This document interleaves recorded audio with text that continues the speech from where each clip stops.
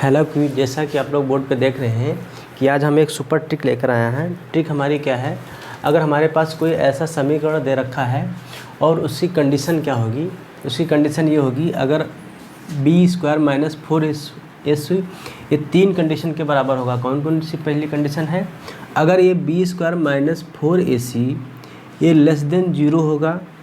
इसकी ये भी कंडीशन है कि यहाँ पर जो b की वैल्यू है वो 0 होनी चाहिए, a और c की वैल्यू दोनों आपस में क्या होनी चाहिए, बराबर। तब ये क्या बनेगा, ये सर्किल बनेगा। बात समझ में आ रही।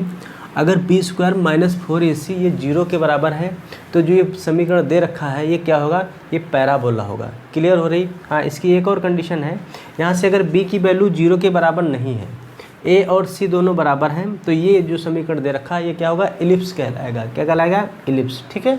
हाँ, फिर ये b² - 4ac ग्रेटर देन 0 होगा, तब ये क्या कहलाएगा, हाइपरबोला कहलाएगा। बोलिए, समझ में आई। ट्रिक बहुत इंपॉर्टेंट है। आइए इससे क्वेश्चन करते हैं। क्वेश्चन हमारे पास पहला क्या है, यहाँ से देखते हैं a की वैल्यू क्या है, b की वैल्यू क्या है, c की वैल्यू क्या है। तो a की वैल्यू अगर देखते हैं तो यहाँ पे 1 है। ठीक है।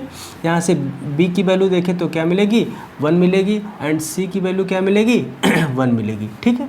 अच्छा देखिए, अगर पहली बात करें तो b does not equal to 0, b की वैल्यू 0 के बराबर नहीं है। अच्छा आप देखिए, b की वैल्यू 0 के बराबर नहीं है और a बराबर c। देखिए ये कंडीशन किस में फॉलो, दोनों कंडीशन किस में फॉलो हो रही। देखिए लिखा है b does not equal to 0, a equal to c, तो ये क्या कहलाएगा, ये क्या कहलाएगा, इलिप्स कहलाएगा। क्या कहलाएगा, ये इलिप्स कहलाएगा। बात समझ में आ रही, करने की कोई ज़रूरत नहीं। ठीक है भाई, क्या कहलाएगा, ये इलिप्स कहलाएगी, करने की कोई ज़रूरत नहीं है। आप डायरेक्टली इसकी वैल्यू निकालिए और चेक कीजिए। ठीक है, समझ में आ जाएगा अपने आप। क्लियर हुई। आप कर भी सकते हैं, करके भी देख सकते हैं यहाँ से।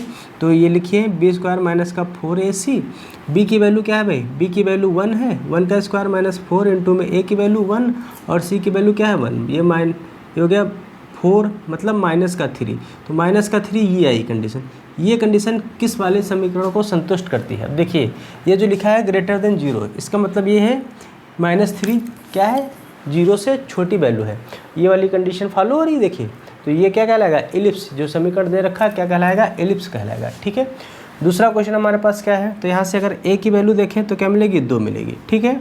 और यहाँ से अगर b की वैल्यू देखें, c की वैल्यू देखें तो c की वैल्यू भी हमें 2 मिल रही है ना। और b की वैल्यू क्या मिल रही है, यहाँ से b की वैल्यू 0 मिल रही है।